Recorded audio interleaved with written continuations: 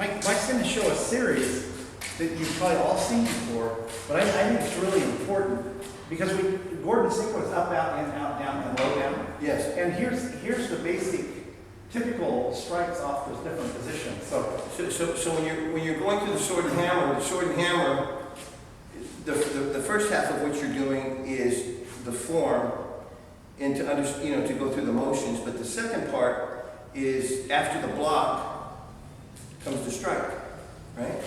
And then, so I'm just going to use my left arm. So then you have an outward block and you have a strike.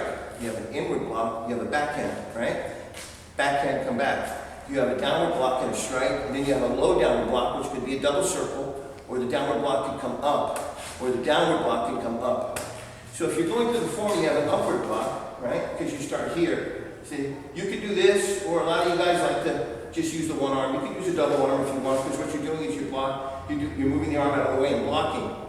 So after doing that, this comes down and up. Then you do an outward block, and here, you do an inward block, backhand, you do a downward block, and you strike, and then you do your low downward block, which could be a double, or from here coming up, or from here coming up, or a double. And those are the sequence of what follows after the blocks in the sword and hammer.